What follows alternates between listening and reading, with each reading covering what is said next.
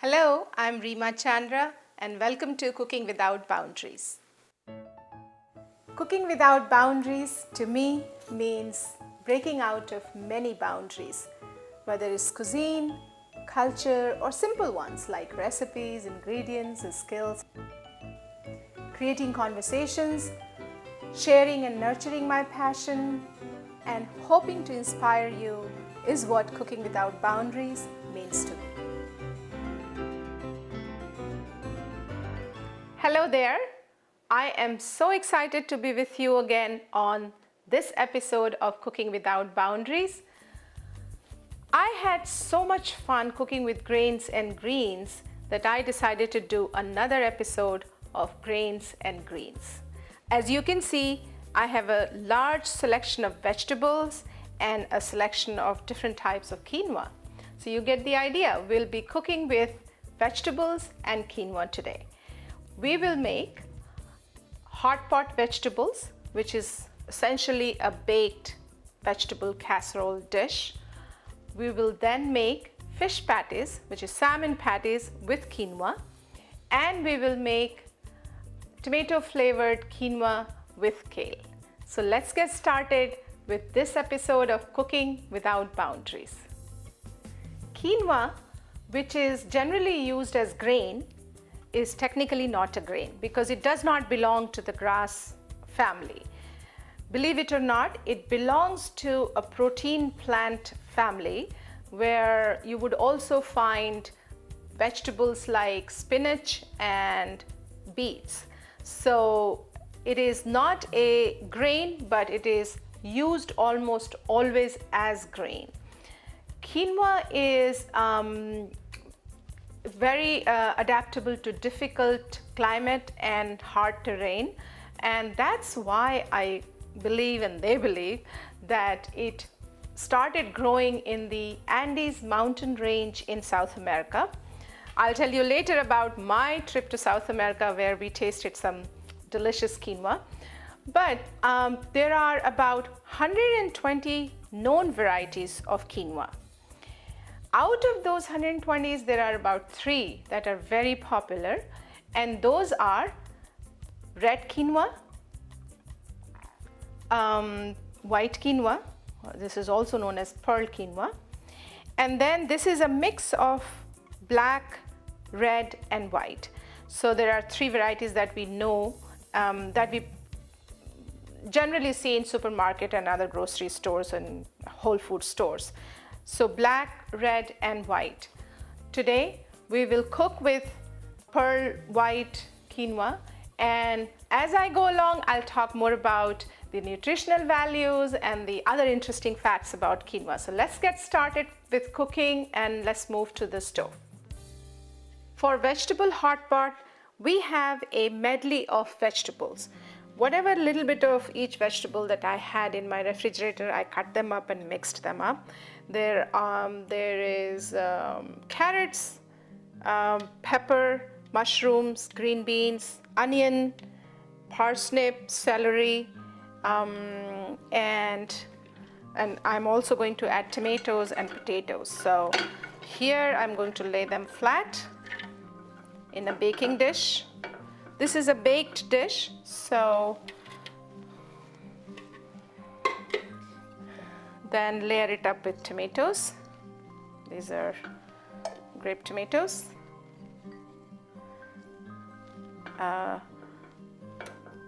Cover it with potato slices.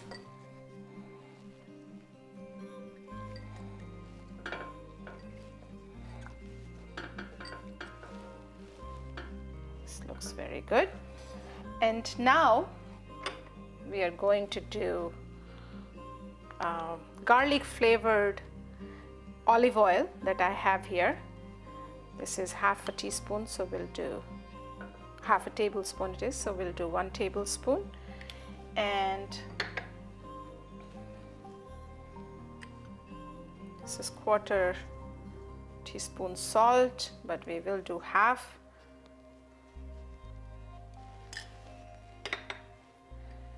2 pinch of black pepper, freshly crushed, And we will drizzle some honey. You know how I always say that we must balance the flavor, so I do want a hint of sweetness there. So there is 1/4 teaspoon of honey, and I made a spiced broth, and for making that I just add 3 cups of water to a pan, and I dropped in a teaspoon of whole black peppers and 4 or 5 bay leaves in there, and I let it simmer for about 30 to 45 minutes, and then I drained the broth to a clear broth. So I'm going to add about 1 cup. This is 1 cup, and the vegetables are also going to release their own water, so we don't want too much of water. We cover it.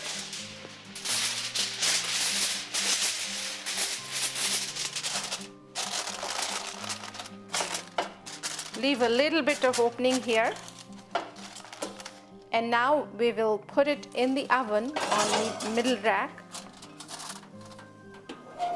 at 350 degrees for about 30 minutes to 40 minutes. We will check every 15 minutes though.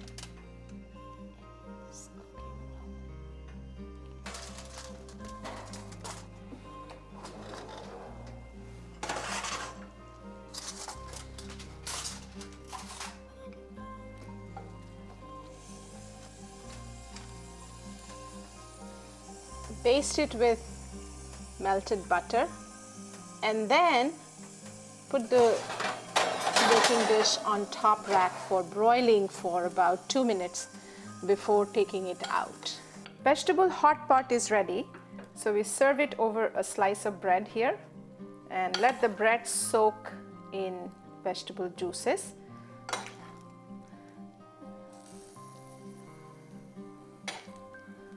This looks beautiful, abundance of color and flavor, and the bread is going to soak in the juices, and we garnish it. Make sure you check your seasoning. A round of freshly crushed black pepper and sea salt on top would be just the icing on cake. Vegetable hot pot is ready. For salmon patties with quinoa, we have finely chopped salmon fillet, which has no skin and no bones there. We add 1/2 cup of chopped green pepper. Again, this is also finely chopped. I microwaved 1 sweet potato cut up, so I'm going to add that. This is like a binding agent here. And I'm going to add 1/2 cup of cooked quinoa. And then let's do 1/4 teaspoon of paprika, salt to taste, and in this quantity I would say about 1/2 teaspoon, and a little bit of olive oil, so 1/2 teaspoon of olive oil, and again 1/4 teaspoon of honey. Essentially it's not even 1/4 teaspoon, because by the time you try to drizzle all of the honey from spoon, some does stay back in the spoon. So now I'm going to use my fingers and mash it well together. So whichever way you want to mix them.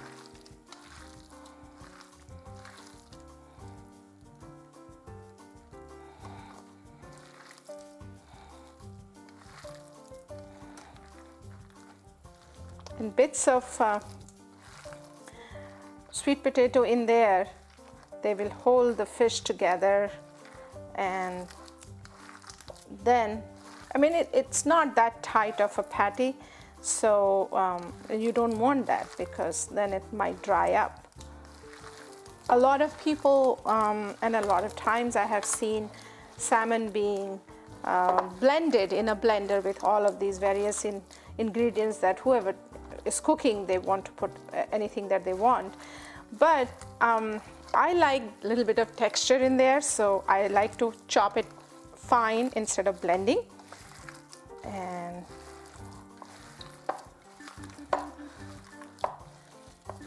after we have mixed it, I think it is ready. We will make patties of it. So first let's add oil here. One and 2 tablespoons of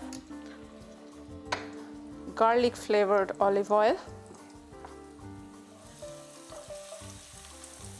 Spread the garlic bits around in the pan so that they're not all sitting in one spot. And then we start making patties of the salmon. I would say this looks like a very comfortable size. So maybe a little more. There you go.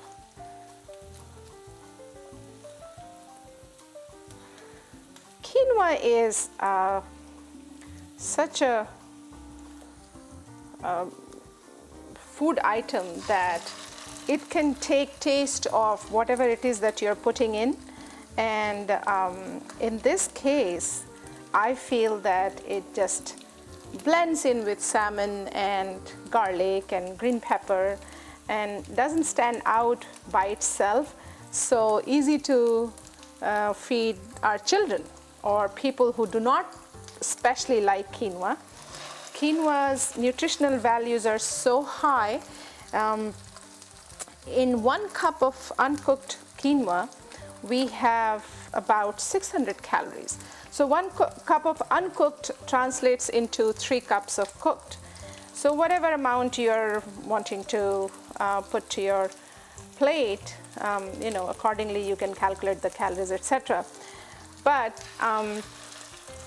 it has high protein, it has very high magnesium, potassium, calcium, iron, and fiber. So you want to benefit from those essential elements in our food items. It does have a little bit of fat content, but the benefits outweigh the fat content, and so we should try to keep it balanced as much as possible. We don't have to eat quinoa all the time or large quantities of it, but to get the benefits of other nutrition in it, we should keep it in our diet regardless. So we have 6 patties here, and I think altogether it would have made 8. So we'll cook 2 later, but right now this pan fits 6. You don't want to crowd the pan. And so let's attend to these 6 patties. Not 6, I mean 7. Flip it. There you go. This looks delicious. Rotate the pan a little so that you have it even heat coming everywhere. They look done to me. I'll give it one more flip. The first flip I did in about 2 minutes. The second flip in about 3 minutes. These are very finely chopped salmon bits, so it doesn't take long to cook. Another 30 seconds to a minute and it is ready. Tomato flavored quinoa with kale. Let's get started with that, and for that we are going to add to a hot pan here a tablespoon of oil which has garlic bits in it, because you remember in the beginning of the cooking, our cooking dishes here, I added garlic to olive oil. Now we add a cup of chopped tomatoes.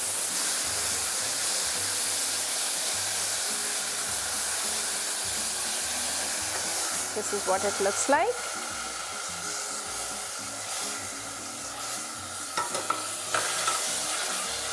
And we add half a cup of washed, rinsed and drained quinoa. Remember actually I haven't yet told you why we need to rinse the quinoa. We should rinse it because what happens is quinoa has a coating of a compound called saponin, and that adds the bitterness to quinoa. So when you rinse it and while rinsing you swish it and rub it with your fingers, the compound comes off and it makes it less bitter while cooking. So that's what we should do before cooking the quinoa. Now, while the quinoa is getting toasted and sauteed with tomato here, we add, this is 2 cups of chopped kale, and we are going to add roughly half of it here, and the other half we will add later, just so that the green color stays.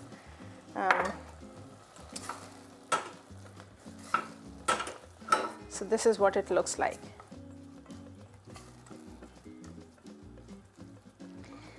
So it's all mixed in well, and another minute of sauteing this quinoa without any added water.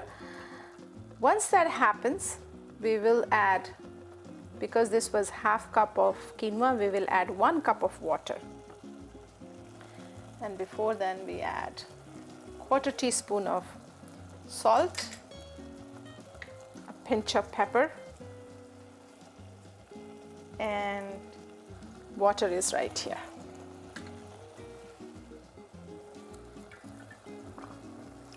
You know how I say that I always keep a kettle of hot water ready? See how handy this is? So we add 1 cup of hot water here. Bring it to a boil. So we place the lid and let it simmer on low flame for about 15 minutes before we add rest of the kale. So a few years ago, I made a trip to South America. This was around 2008, and 2007 actually, so it's been 7 years, and quinoa in these last 7 years have come up on my radar quite a bit. The first time, however, I noticed it was in South America. I went through a few countries, Peru, Chile, Argentina, Brazil, and especially in Peru, we had very nice lunch, and there they served quinoa. I couldn't understand what was it, and it tasted very good. They had nice fish dish and all those things. And everywhere I kept seeing quinoa, and it kept popping up over and over again. We went to Machu Picchu, there also it was there again on the dinner table. Came back, and that's when I got interested in why is it that we don't have quinoa I don't have it in my kitchen.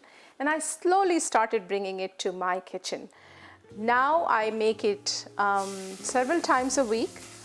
When I found out all the nutritional values and especially the nutritional values of it. So we have it, I like to cook it with tomatoes and spinach and kale and salmon and you name it. I mean, I keep breaking the boundaries and experimenting with various ingredients, but quinoa always figures in a few times a week. I hope you do too. There was another interesting fact about quinoa was that several years ago, maybe 10 years ago or 20 years ago, NASA declared quinoa to be the perfect snacking food in outer space. So you can imagine how many benefits we have from these tiny seeds. So I hope you, if you haven't started yet, you will get inspired after seeing these quinoa dishes and bring it to your kitchen. It's been 15 minutes, so let's add rest of the kale here and stir. Mix it in, fold it in. This looks very good. And now place the lid back for another 5 minutes and our tomato flavored quinoa with kale would be ready. Grains and greens. This group of food items is so vast that we could be cooking for days. Today we picked a few of those food items and we made 3 dishes. We made vegetable hot pot, included lots of greens. Some of them didn't look green, but they are still from the same greens family. We made salmon patties with quinoa. So we used quinoa, which is technically not a grain, but it is used as grain. And we then made tomato flavored quinoa with kale. Again, use of green and grains, all of it in one dish. We talked about nutritional benefits of quinoa.